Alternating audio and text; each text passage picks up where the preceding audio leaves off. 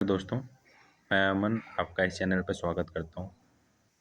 अभी मैंने 72,825 शिक्षक भर्ती से रिलेटेड काफ़ी सारे वीडियोज़ बनाए और आपको अपडेट दिया। लेकिन उसके नीचे बहुत सारे कमेंट्स आ रहे हैं कि अभी तक मैं याची नहीं बना हूं, तो क्या मुझे अब बन जाना चाहिए? कब याची बनना था ये हमें पता ही नहीं चला उस टाइम पर।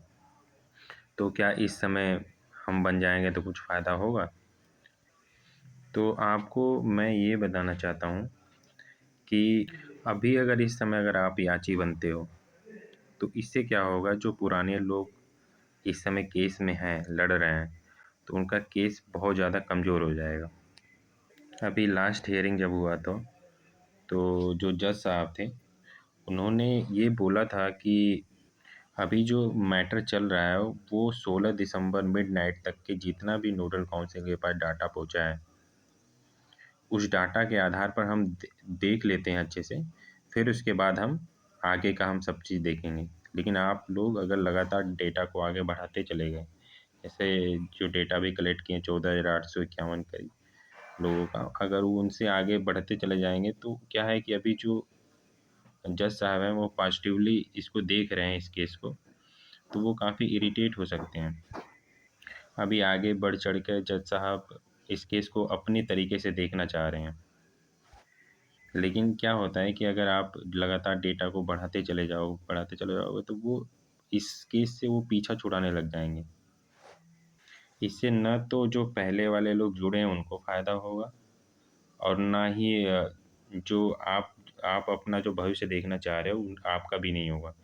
तो सबसे अच्छा पहले तो यही है कि जो लोग पहले जुड़े हुए हैं कुछ उनका डिसीजन आ जाए।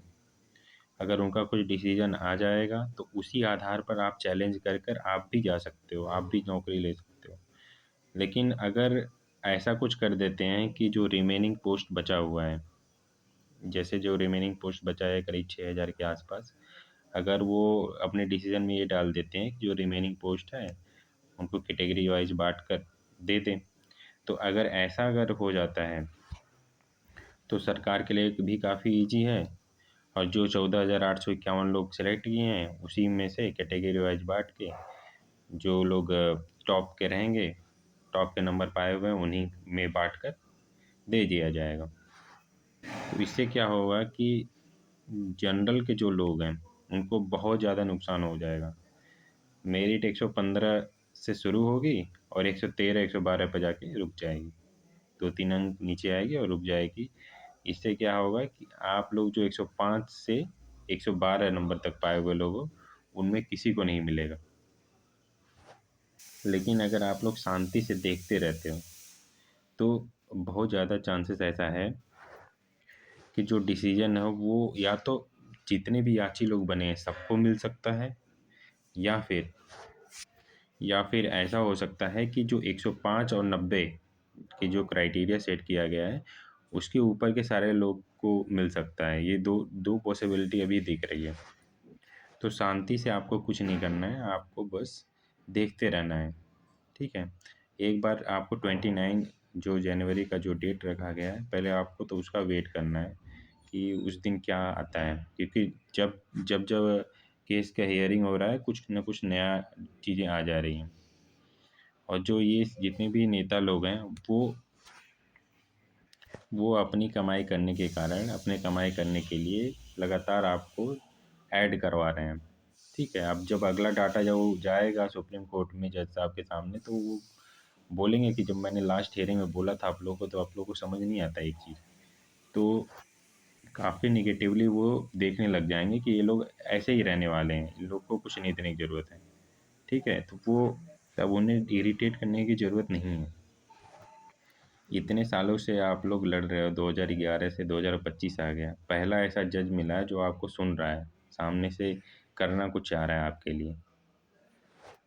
जज साहब को भी पता है कि इन लोगों ने अपनी ज़िंदगी का काफ़ी बड़ा हिस्सा जो है वो कोर्ट में बिता दिया है। ठीक है, और ये जॉब कोई बहुत बड़ी जॉब नहीं है, एक टीचर की जॉब है। उनके दिमाग में ये सारी चीज़ें हैं। ठीक है, इसीलिए वो पॉजिटिवली देख रहे हैं। लेकिन आप लोग अगर उनको लगातार परेशान करोगे तो आपका जो केस है वो काफ़ी वीक हो जाएगा। आपको कुछ नहीं करना है, आपको बस इतना करना है कि वेट एंड वॉच करना है। 29 जनवरी को क्या होता है आपको देखना है।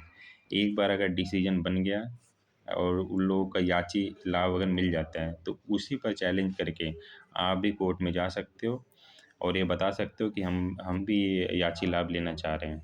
ठीक है, और सेम एलिजिबिलिटी हम भी रखते हैं। ये अगर उनको मिल सकता है तो हमें क्यों नहीं मिल सकता। ठीक है। और बहुत सारे लोग का ये कमेंट सेक्शन में आ रहा है कि उनका आईए नहीं मिल रहा है, आईए नंबर भूल गए हैं या फिर कैसे हम पता करें। तो मैं कई बार बता चुका हूँ वीडियोज़ के माध्यम से कि पहले ही बताया था कि आपको पहले ये पता करना है कि आप किस नेता से आप जुड़े थे। ठीक है, तो आपको उनका सोशल हैंडल खोजना है, सर्च करना है, उसे कांटेक्ट करने की कोशिश करना है और अपना जो भी समस्या है उनको बताना है। ठीक है, उनके पास ज़रूर वो पीडीएफ कॉपी या डॉक्यूमेंट जो भी है उनके पास होगा, तो वहाँ पर आप अपना नाम सर्च करके अपना डिटेल हासिल कर सकते हो। वो कोई बहुत बड़ी चीज़ नहीं है, थोड़ी सी अपनी तरफ से मेहनत करना पड़ेगा आपको। पॉजिटिव रहिए और चीज़ों को सकारात्मक तरीके से देखेंगे तो आपके साथ भी अच्छा ही होगा। जल्दबाजी में किया गया डिसीजन कभी अच्छा नहीं होता है। पहले तो सबसे पहले आपको ये देखना है कि 29 जनवरी को कोर्ट में क्या होता है।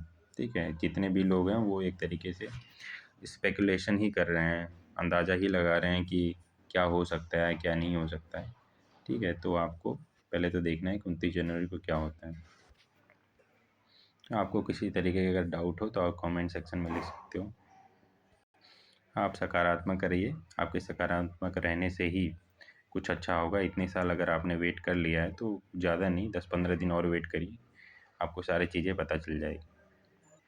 वैसे भी 72,825 एक तरीके से काफ़ी ख़त्म ही हो गया था। अभी अचानक से ये अगर कोर्ट में आ गया है, अगर जज साहब अगर सुन रहे हैं तो आपको खुश होना चाहिए। तो आप लोग इस चैनल को सपोर्ट करिए, वीडियो को अगर लाइक नहीं किया तो लाइक करिए, सब्सक्राइब करिए और ऐसे ही वीडियोज मैं बनाऊंगा आपके लिए आगे आगे भी। तो वीडियो को सब्सक्राइब कर सकते हैं। अगर अभी तक अगर आप वीडियो में अगर बने हुए तो बहुत बहुत धन्यवाद।